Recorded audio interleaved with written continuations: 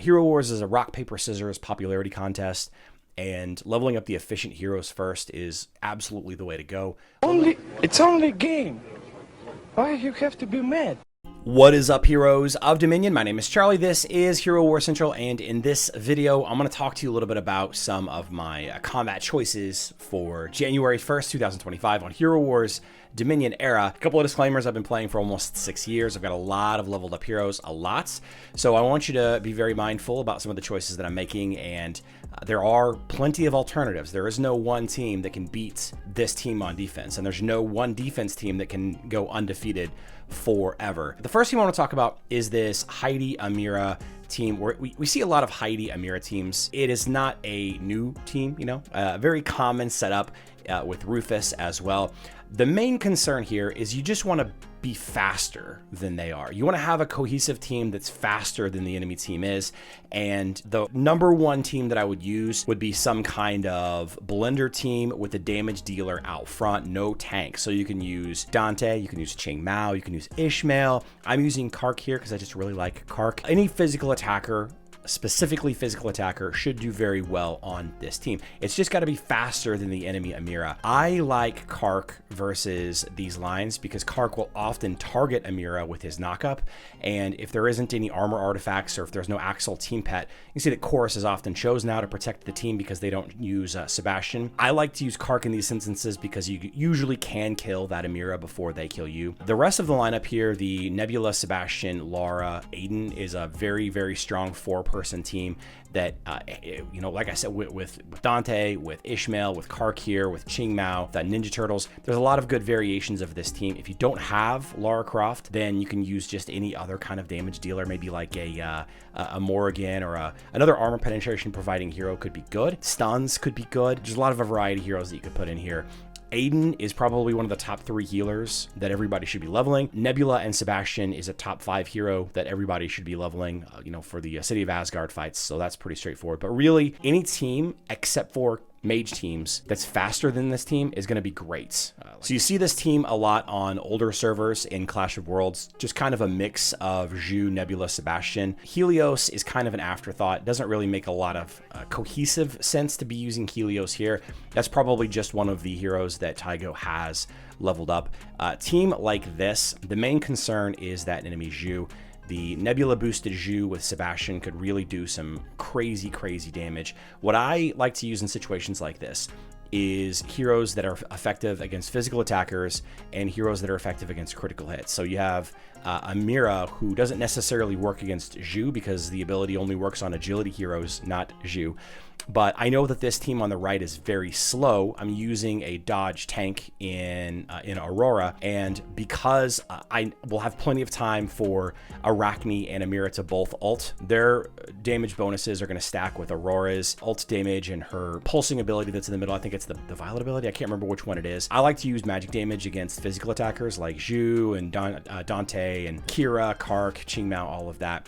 I don't expect a lot of players to see teams like this on defense, but this is just what I'm going to call a generic slow physical attacking team. There are some great supports here in Sebastian and Nebula for Zhu, but Zhu's the scariest hero here. If you have a tank that counters Zhu, any high health, any high armor, any dodge style tank, and you have the ability to kind of control the enemy team and deal more damage before they do, then you're going to win this fight. Now, the third fight is a pretty shining example of why I would never suggest new players level up a mage team. This was my third fight, so I kind of threw some heroes in together to have a little fun with it. You have Orion Helios, which is kind of an original mage team. Obviously, Augustus is the more popular choice now, but because Isaac is the number 1 or the number 2 hero that everybody has leveled up, I could probably use just about any team here on the left and I would have won. I don't think that my Isaac took hardly any damage at all.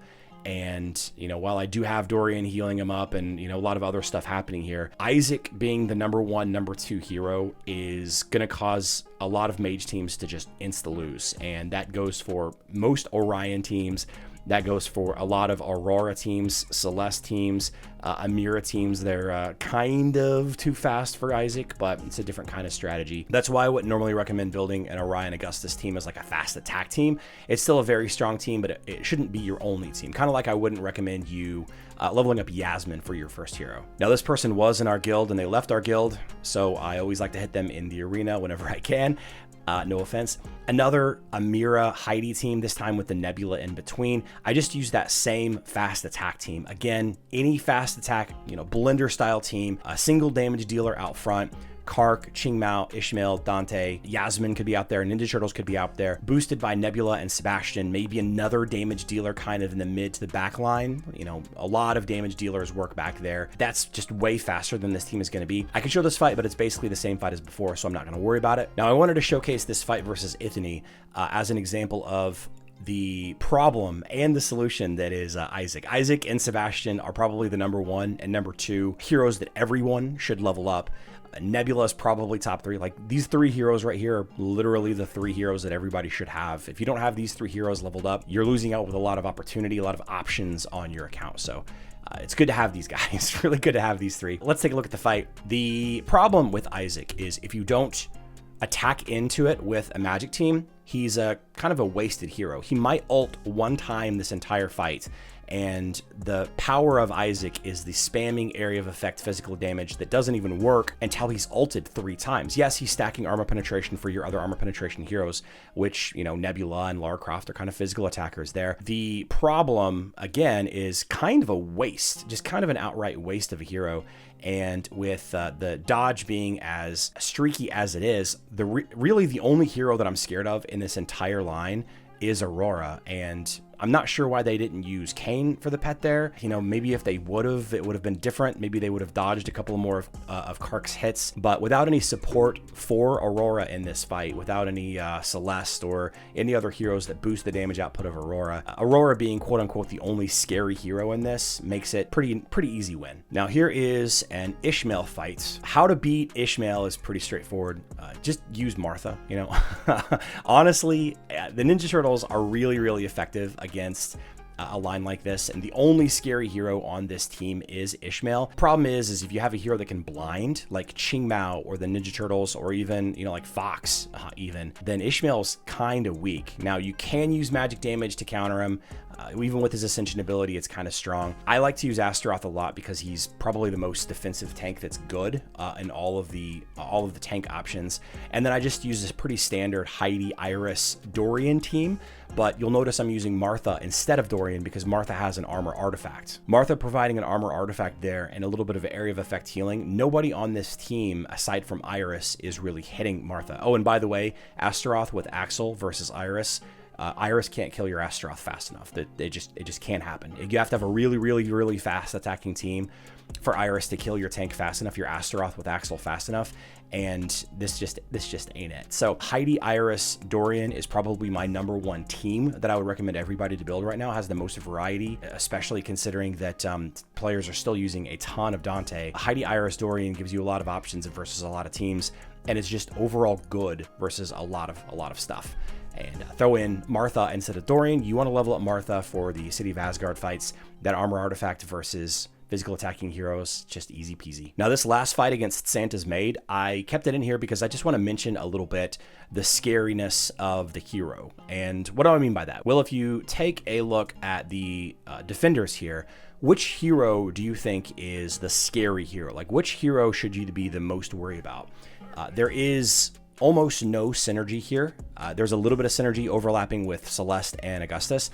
You're going to see a lot of teams in Clash of Worlds especially, but mostly in Arena, where players are just throwing together their quote-unquote favorite heroes. And that's fine, but you want to have a little bit of synergy. There really isn't much synergy here with Cleaver at all.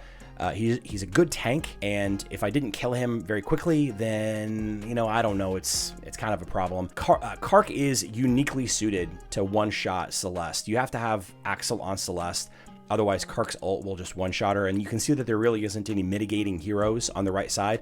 There's no Dante for a dodge artifact. There's no Aurora for a dodge artifact. So whenever I ult, whenever Kark ults, then it's basically going to be one-shotting Celeste, and that's just going to be it. Iris is a slow attacking hero. There really isn't any magic defense boosting, magic penetration boosting heroes on this team. So Gus is kind of lose out. I kind of see the strategy between Gus and Celeste, but it's just not enough. And then the area of effect damage, it's like the damage is just too spread out here. It's like you have 3 area of effect damage heroes in, you know, kind of Laura, kind of Gus, kind of Iris, and you have Cleaver that has the putrefaction. So I can kind of see a little bit of overlap there. But whenever I see a team like this that lacks like a defined synergy or a defined scary hero, like if Gus had a magic penetration hero paired in here, like Orion or Faceless or, you know, Arachne, any of those heroes that can provide a magic penetration artifact, or if there was a high physical attacking team that stacks well with Lara, or maybe one of the heroes that works well with Iris, I'm just really not scared of this team at all. And all you have to do is bring into it a team that's faster than theirs, and it's pretty much auto win. And that's kind of what happens here. I don't even know if Cleaver gets an ult off, or if you just if we just lose here. Yeah, I mean, yeah. See, Kark one-shots Celeste, one-shots Iris. Gus surviving 1 or 2 extra hits is kind of interesting, but yeah, there's just no synergy there. So what I want you to practice on tomorrow, or your homework for tonight or whenever, is try to come up with who the scary hero is on the opponent's team. Like just looking at the arena, like the scary hero here is actually probably Daredevil. This team is not great. It's a lot of physical attacking heroes. They're, you know, a nice control team should handle this no problem. The damage output from Dante without Nebula is kind of weak. Lara Croft, I mean, the Sebastian's kind of thrown in there so you don't just outright control the whole team. But, you know, a team like this, the scary hero is probably Heidi. Nebula boosted Heidi does a lot of damage. You know, you have double tank up front with a healer and chorus.